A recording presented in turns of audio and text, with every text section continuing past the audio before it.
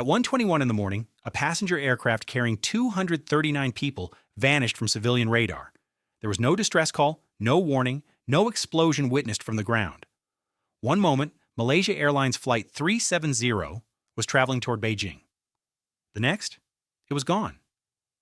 MH370 left Kuala Lumpur shortly after midnight on March 8, 2014.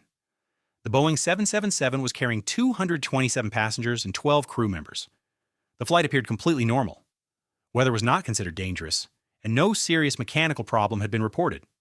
As the aircraft approached the boundary between Malaysian and Vietnamese airspace, air traffic control handed it over.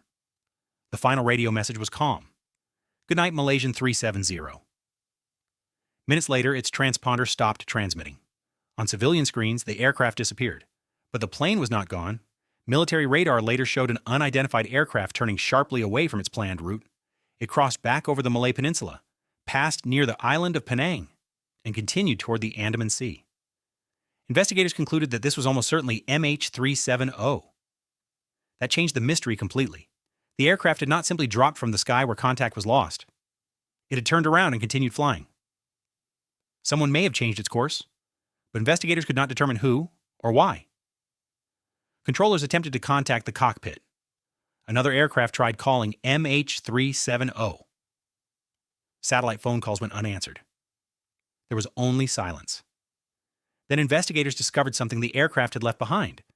MH370's satellite communication system had continued exchanging automatic signals with an Inmarsat satellite. These signals contained no conversation and no exact location.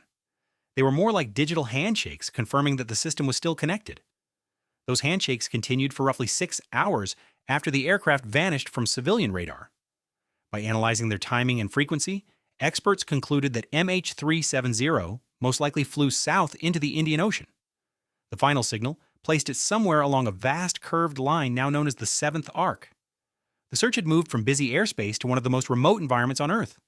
Ships and aircraft searched the ocean west of Australia. Sonar vehicles scanned enormous areas of seabed covered by underwater mountains, deep trenches, and thick sediment. It became one of the largest and most difficult searches in aviation history. Nothing revealed the aircraft's final resting place. Then, 16 months after the disappearance, the ocean returned a clue. A piece of a Boeing 777 wing called a flaperon washed ashore on Reunion Island, thousands of kilometers from the suspected crash area. Investigators confirmed that it came from MH370. Other pieces linked or considered highly likely to be linked to the aircraft later appeared along coastlines in the western Indian Ocean. The debris proved that MH370 had ended in the ocean. But it did not explain what happened inside the aircraft. Investigators considered many possibilities: mechanical failure, fire, hijacking, deliberate action, or a crisis that left the aircraft flying until it ran out of fuel. None could be proven without the main wreckage, flight data recorder, and cockpit voice recorder. The official investigation could not determine why the aircraft changed course. It could not identify exactly where it entered the ocean. It could not establish whether anyone remained conscious during its final hours. That uncertainty created endless theories. Some were based on technical evidence.